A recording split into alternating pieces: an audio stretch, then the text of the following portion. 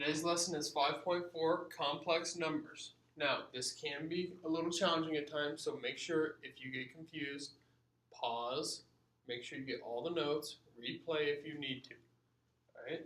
Complex numbers is mostly just talking about imaginary numbers. Right? By definition, in this section, we are told that I is equal to the square root of negative 1. Right? Which means that I squared equals the square root of negative 1 squared. Well, square root squared is just equal to negative 1. Right? I cubed is equal to I squared, which is negative 1, times I. So we have negative 1 I, or negative I cubed is equal to, or excuse me, I to the fourth is equal to I squared times I squared. Okay. Well, I squared is negative 1, so I have negative 1 times negative 1, which is positive 1. Okay, and then we're just going to start it back over. Now we have I to the fifth, which is equal to 1, or excuse me, I to the fourth is equal to 1, times I. So I have 1 times I, which is the square root of negative 1, okay, which is equal to just the square root of negative 1, or just I. Okay, so we started back over. I started with the square root of negative 1, then it goes negative 1, negative I, 1, and then back to the square root of negative 1. And the main ones that you're going to use are those two right there. Okay, we could keep going with this process. Okay, we got I, then we get negative 1, then we get negative I, then we get 1, then we get back to I. Okay, we could keep going with that. But these are the two main ones that you are going to need to know. Okay, so keep those in mind. Alright, now, in that green box in your book, they have this. First, they tell you that the square root of negative r is equal to I times the square root of r. So what we're doing is we are now able to take the square root of a negative number. Because if we have a negative on the inside, okay, we can pull the I out. Okay? So for example, if you want to erase this, we can go, this is the same as the square root of negative 1 times the square root of r. And we already multiplied radicals in the last section. Okay, well I know the square root of negative 1 is just an I, so now I have I square roots of r. Okay, another example they give you is I times the square root of r squared. So now they're going to square the whole thing. Okay, well, I squared, notice we have to distribute this. Okay, distribute that squared. So I have I squared, okay, times the square root of r squared. Well, what was our I squared? Okay, back here, I squared I know is equal to negative 1. Okay, so I should have negative 1 times square root squared, this r is just going to be by itself, times r, so now I should have negative r. Okay, just a general idea for what types of things we're going to be looking at here. Okay. So when can we use this? Well, let's take a look here. We are going to use this when we're solving quadratic equations, but we get negative numbers. Okay, so let's do 3x plus 10, 3x squared plus 10 equals negative 26. Okay, a lot like what we did previously, where we were solving quadratic equations by finding square roots, except now we're going to get a different square root answer. Okay, so let's subtract 10. Subtract 10. I get 3x squared equals negative 36. Right? Get x by itself, so we need to divide by 3. Divide by 3. These cancel. I get x squared equals negative 12. Okay. Now, I need to get rid of my radical. Or excuse me, rid of my square. So I need to square root it and put it under a radical. So I get these cancel. I get x equals, don't forget your plus or minus. Plus or minus the square root of negative 12. This is what's different. Right? Now we are going to get negatives underneath our square root. That is where our I comes in handy. I can get that out of it because I know that the square root of negative 1 is I. So I can rewrite this as x equals plus or minus I times the square root of 12. All I did is I got rid of that negative. Okay, now don't forget, we have to break this down now. So I'm going to come over here and do a little side scratch work. Square root of 12. What's a perfect square that goes into 12? Should have gotten 4. So I should have the square root of 4 times, 4 times what is 12? Should have the square root of 3. Notice 4 times 3 is 12. Square root of 4 is 2. Square root of 3 is just the square root of 3. Alright, so now I need to replace this for this. So my final answer is going to be x equals plus or minus I, and actually I'm going to rewrite this, I'm going to say 2I square roots of 3. Okay, put the I last, or excuse me, put the I right before your radical, and make sure your radical is last. Okay, go back and re-watch that process if you need to. Right? All we're doing is taking the negative out of the radical using an I. Now the next thing we have, we're going to skip the complex plane. Okay, we're not going to talk about that. We're not going to plot complex numbers, but we are going to add and subtract complex numbers. I is just a variable. Right? Do not think of I anything other than just a variable. It's just a variable, just like x, just like y, doesn't matter. It's a variable. All right, so if I have 4 minus I plus 3 plus 2I, and notice, variables, okay? Combine your like terms. 4 plus 3, 7. Negative I plus 2I is a positive 1I. Okay, that's all it takes. I now wrote this in standard form.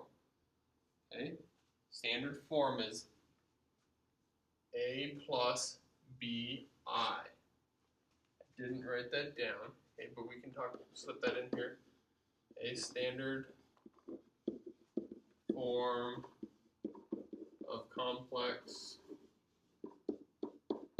numbers is A plus BI. Notice I have an A, some number, plus B, some number in front of I, times I by itself.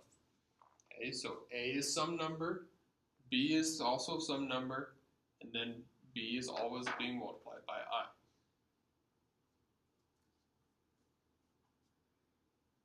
Alright, let's do a little bit tougher one with some multiplication. I have 6. Actually, there's no multiplication yet, but let's do a little tougher one. I have 6 minus negative 2 plus 9I plus negative 8 plus 4I.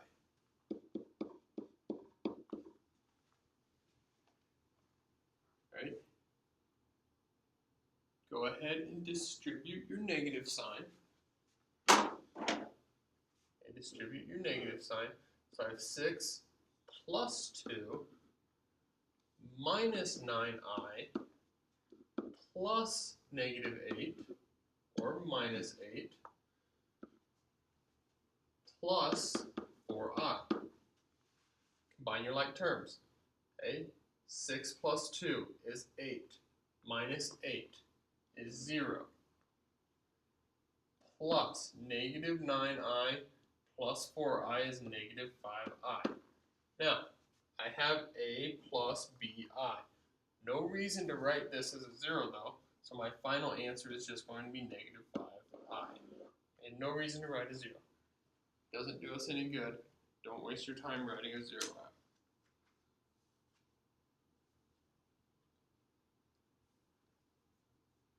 Alright, harder yet is multiplying and dividing complex numbers.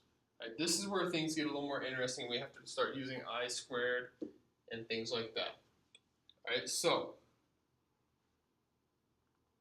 let's take a look at example 4 now. We're on page 274. I have 5i times negative 2 plus I. Our order of operations doesn't change. Just because we have an I, nothing's changing. Right? I is just our variable now. So let's go ahead and distribute 5i times negative 2 is negative 10i plus 5i times I. Okay, don't forget how to multiply variables. It's same as 5x times x. Okay, I have 5i squared. Alright, this is where it's important that you wrote this down. Hopefully you remember what I squared equals, but if not, scroll back up here. I squared is the same as negative 1. You're going to use that a lot. So I squared is negative 1. So instead of writing I squared, I'm going to write negative 10i plus 5 times negative 1. Well, 5 times negative 1 is negative 5. I have negative 10i on this side, minus 5. Now, this is not in a plus bi, though. So I need to switch these around. So I need to get this negative 5 out front, negative 5, a plus a negative 10i, which is the same as 5 minus 10i. Right? Make sure it's an a plus bi. Don't have the I out in front. The I needs to be last. 7 minus 4i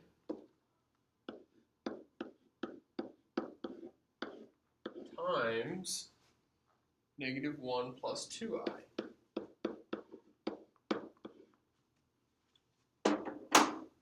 Hopefully we recognize that we need to FOIL here. Right? Still multiplying, but we need to FOIL here. So first, I have 7 times negative 1, which is negative 7. Okay, outside, I have 7 times 2i, so I have plus 14i.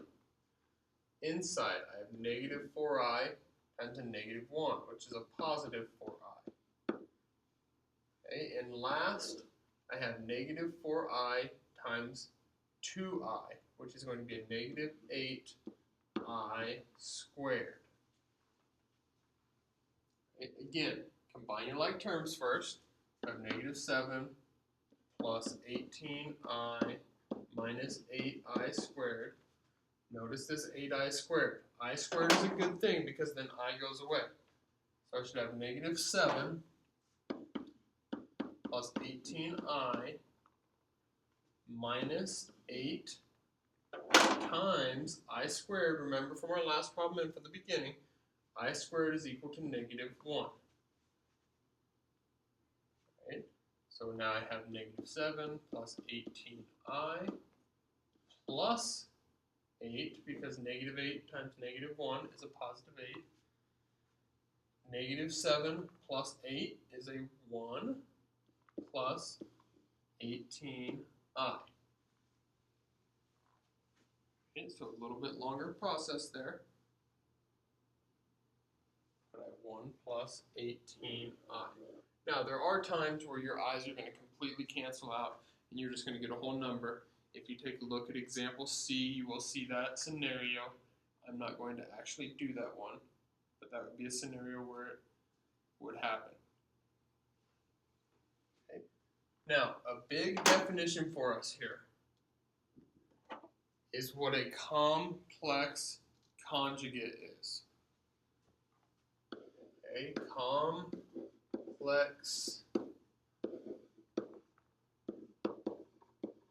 conjugate. And it's really a definition, but it's really hard to explain, so I'm going to do it in symbolic terms here. If I have A plus BI, the complex conjugate of A plus BI is A minus BI. Those are complex conjugates of each other. They have the same form, but instead of being addition, it's subtraction, or vice versa. Instead of being subtraction, it is addition. Okay? That's going to be very important for our next thing with dividing complex numbers. Okay? Complex conjugates, because we're talking about complex numbers, conjugates meaning changing the sign. Okay? We are going to use these complex conjugates here when we divide complex numbers. So I have 5 plus 3i divided by 1 minus 2i. 5 plus 3i minus 1 plus, 5 plus 3i divided by 1 minus 2i. Now, the reason you need to know that you need to simplify this is because you cannot have an I in the denominator. It is an imaginary number. Okay? Remember that I is equal to the square root of -1. We've previously learned in the last lesson that you cannot have a square root in the denominator. And another reason why we cannot have an I in the denominator. So, with the radicals, we would have multiplied by a radical. Here, I need to multiply by the complex conjugate of the denominator. So, complex conjugate, instead of 1 minus 2i, I'm multiplying by 1 plus 2i. Notice what I have to do to the top, what I do to the bottom, because just like with the radicals, this is just 1. Anything over itself is just a 1. So we are not changing the problem, we're just writing it in a different form. Okay, well, we're going to have to FOIL. Okay, first, 5 times 1 is 5. Outside, 5 times 2i is 10i. Inside, 3i times 1 is 3i. And last, I have 3i times 2i, which is 6i squared. Okay, all of that needs to go over. We need to do the same thing to the bottom. 1 times 1 is 1. 1 times 2i is 2i. Negative 2i times 1 is minus 2i. Negative 2i times 2i is a negative 4i squared. Okay. Now let's simplify this. Again, if you got lost, go back and let's watch it again. Okay, watch me do that again. Rewind that and watch me do it again. Now combine your like terms. I have a 5. I have no other whole number, so I have a 5 here. Plus, here's a 10i and a 3i. That's 13i. And a 6i squared. Well, I know I squared is the same as -1. So I'm actually going to write plus 6 times -1, okay, which is -6. Okay, so I'm just going to write -6. 1 on the bottom. 1. I got rid of that. I have 2i minus 2i. They cancel out. And I have minus 4i squared, which is times negative 1. Okay, negative 4 times negative 1 is just a positive 4. So, on the top, 5 and negative 6, I have a negative 1 plus 13i divided by 5. Now, a lot of that is just knowing your algebra skills. It's just going to take practice, bringing back our algebra skills, being able to combine the correct things together, being able to simplify correctly, and things like that. It's nothing too crazy. It's just going to take time and practice to make sure we get our algebra skills done. Now, in the book, they simplified that to negative 1/5 plus 13 over 5i. Hopefully you notice that this is the same thing as negative 1/5 plus 13 over 5 times I. Okay? Leave it in this form, please. Do not simplify it into multiple fractions. Okay? Now, let me double check what I gave you for an assignment here. Okay, let's go ahead and take a look at our absolute value stuff real quick.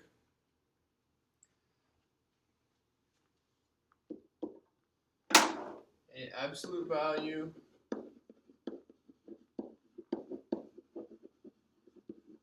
of complex numbers. Again, not a difficult concept. It's just going to take practice and you're going to be plugging in numbers. So I have the absolute value of z, which is a complex number. Okay, z equals a plus bi. So the absolute value of this is equal to the square root of a squared plus b squared. Okay, you don't have to deal with an I, you don't have to deal with any of that. A squared plus b squared. Okay, super easy. So, if I have a complex number, 3 plus 4i, and I want to take the absolute value of that, that is equal to the square root of a squared, which is 3, so 3 squared plus 4 squared. Notice 3 squared is 9, 4 squared is 16, okay? Those together is the square root of 25, which is 5. Okay, use the pause button on this, okay? Please be using the pause button. Go back and rewatch this if I'm going too fast. I know I'm going faster than usual. Go back and rewatch it. Okay, here, I want the square root of negative 2i. Now, what's a? Where's a at? It's not there, so it must be 0. Okay, so I have the square root of 0 squared plus, notice what is b? b is a negative 2. Okay, so I need to take negative 2 squared. Okay, 0 squared is 0, negative 2 squared is 4, square root of 4 is 2.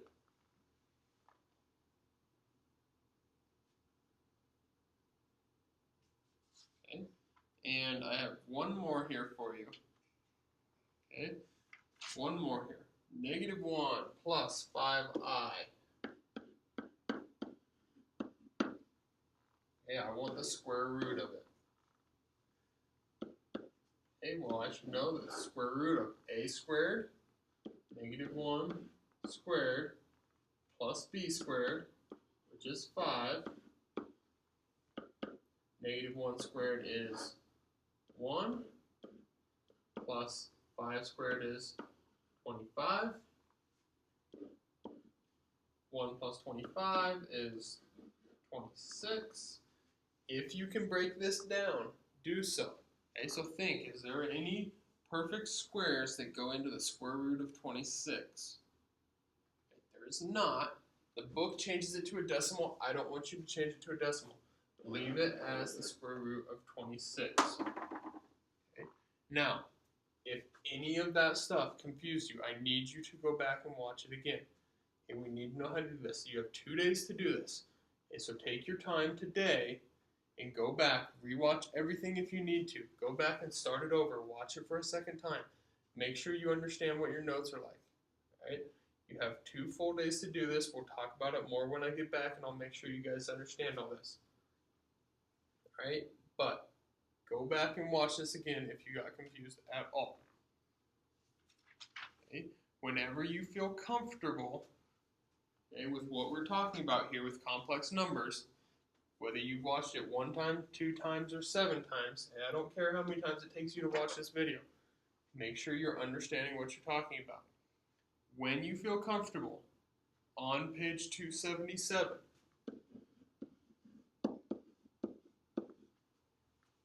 okay, we need to do 18 through 28 evens,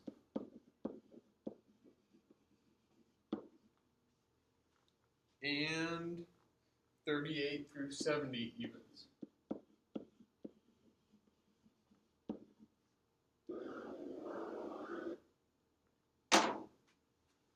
Okay. Again, if something were to come up and we can't do this assignment the next day, we will have more time when I get back. Okay. If we don't have school on Friday, we will have more time when I get back to work on this. Okay. So don't freak out about it. If we don't have school on Friday, it'll be due next Tuesday. Okay? Alright. Well, I will see you guys on Monday. Have a good day.